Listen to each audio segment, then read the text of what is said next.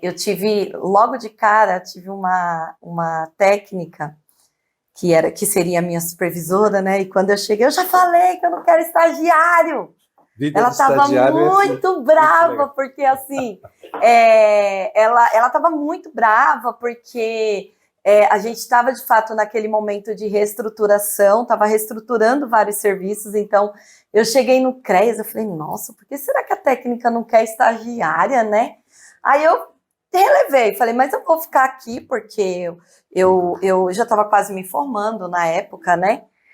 Mas aí apareceu esse estágio e eu vim. Passei no processo seletivo também, eu falei, eu vou, esse restinho, eu tinha já passado por um outro estágio, uma outra política pública, que foi a política pública de habitação, e depois eu vim para cá.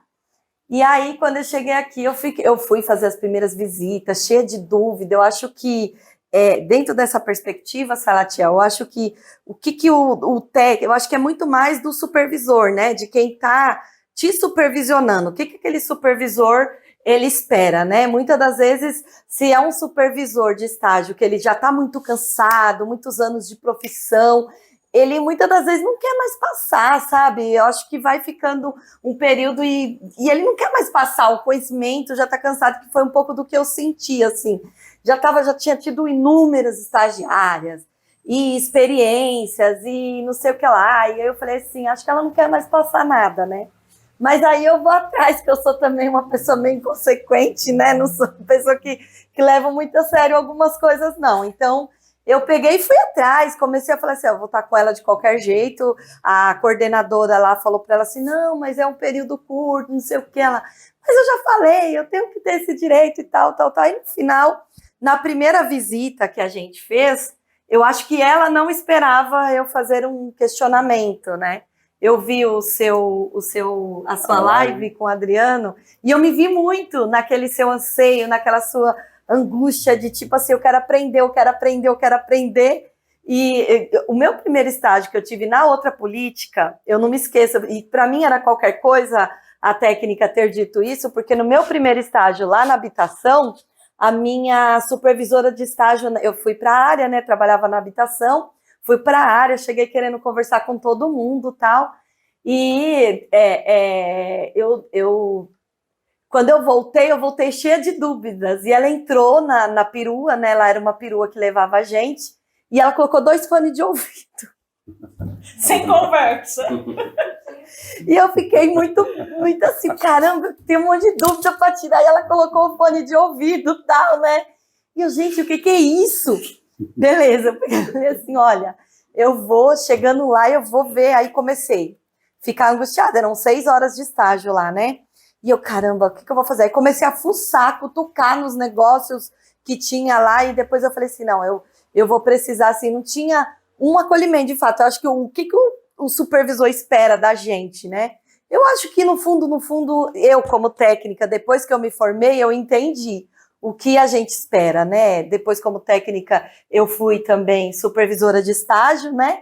Então, eu entendi o que se espera, né? Acho que espera exatamente isso que a gente vê muito em você, acho que isso que depois os técnicos acabaram vendo em mim, né? Que é essa vontade de aprender, essa iniciativa de poder estar no espaço e procurar saber que espaço é esse. Então, primeiro eu fui estudar mais sobre a política de habitação quando eu estava lá na habitação, que eu fiquei mais tempo de estágio lá. Aqui eu vim, quando eu cheguei, que eu vi que não ia ter muito esse acolhimento, muito assim, tipo, faça isso ou faça aquilo, porque assim, eu sou de um...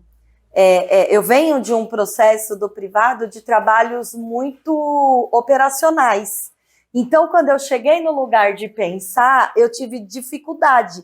Eu queria fazer alguma coisa que as pessoas vissem que eu estava fazendo. Só que eu não podia ficar lá limpando a mesa o tempo inteiro ou fazendo alguma coisa que podia ser visto. Então, eu entendi que o processo ele era o do observar. Para mim, eu tive uma dificuldade, porque o sistema capitalista faz isso com a gente, né? Dessa coisa do mostrar, né? Eu imagino, eu trabalhava em lojas, e na loja, mesmo sem ter ninguém na loja para vender, eu tinha que mostrar que eu estava fazendo alguma coisa para o meu patrão. Então, a lógica era essa. Então, na minha cabeça era, se eu sou estagiária, eu não mostrar que eu estou fazendo alguma coisa para minha supervisão, ela vai dizer que eu não valho, que eu não sirvo para estar ali.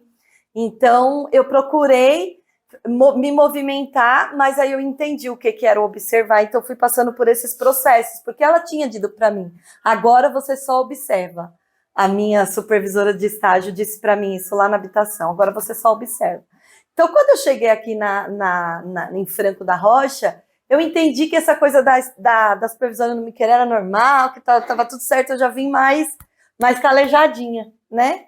Então, quando eu cheguei aqui, eu fui na primeira visita com a minha supervisora, cheguei lá, fiquei encantada com a postura dela. O primeiro relatório dela que eu li, eu fiquei admirada. Falei, nossa, como que consegue escrever desse jeito? Porque lá na outra política eu não escrevia, né? Então, era uma coisa mais de chegar na área, observar alguns pontos, passar para a diretora e era isso. Aqui não, eu tinha que escrever. E aí eu comecei a observar isso. E eu acho que o que ela esperava de mim era exatamente isso, porque eu dei sugestões depois da visita, eu lembro quando você falou da visita também, logo de cara, quando eu fiz a visita também, eu observei uma coisa, e assim que eu cheguei na secretaria lá no CREAS, eu falei para ela, viu, por que você faz isso assim ou assado, né? E ela ali no dia da reunião, ela colocou essa minha pergunta no dia da reunião com a coordenadora, então aí eu comecei a me sentir acolhida. Eu falei, acho que eu estou no caminho, eu tenho observado algumas coisas que vai fazer sentido, e aí eu acho que é isso que se espera da gente. Eu acho que espera a observação, a prática, na prática, a leitura. Achei fantástico quando você diz assim que a prática ela se complementa com a leitura, né? A leitura se complementa e vice-versa. Porque eu fico muito indignada quando as pessoas falam assim, na prática, a teoria é outra. Nossa, eu acho que isso não faz sentido nenhum, porque assim, senão não vale nada tudo que a gente estudou, senão não vale nada tudo aquilo que a gente vai tentando se complementar, senão as capacitações não valem nada. Então, assim, é muito importante a gente complementar, porque não faz sentido para mim estudar tanta coisa, né? E não ser a mesma coisa, tipo assim, não, mas aí a gente vai praticar de outro. Imagina, a gente gasta horas de estudos e isso complementa demais, assim, a nossa prática, complementa, faz sentido, nos dá, às vezes eu vejo pessoas querendo discutir sem nenhum tipo de teoria, e aí isso prejudica o trabalho, porque a nossa teoria, dentro do serviço social, ou dentro de qualquer outra disciplina na política de assistência social, ela vai, de fato, nos dar elementos para poder conduzir a política pública e para poder fortalecer os nossos usuários. A gente está numa política de garantia de direitos de proteção social. Como é que eu vou debater ou levar para frente, né, essa política pública, se eu não conseguir debater ela dentro dos estudos que a gente já tem, que nos complementa? Hoje a gente tem estudos que, se nos permite dizer, né, se a gente pegar aqui, por exemplo, esse diagnóstico socio-territorial que a gente construiu de muitas mãos, com todas as diretorias aqui da Secretaria de Assistência Social, que isso aqui vai ficar.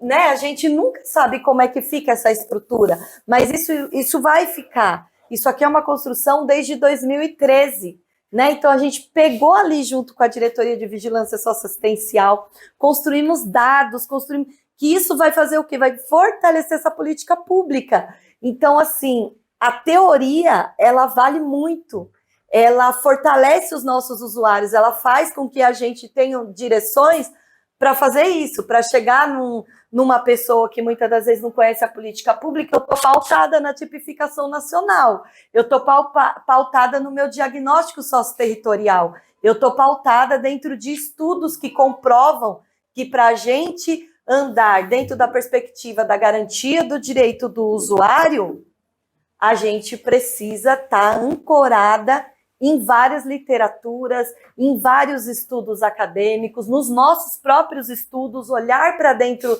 da nossa política pública municipal, porque o nosso território, ele quer dizer isso aqui, o território de São Paulo quer dizer outra coisa, o território do município do lado aqui, que a gente está numa bacia, né, que a gente chama Bacia do Simbaju. Então, Mariporã, Caieiras, Francisco Morato, os outros municípios vão dizer dos seus territórios. A gente tem que estar pautada dentro do nosso território.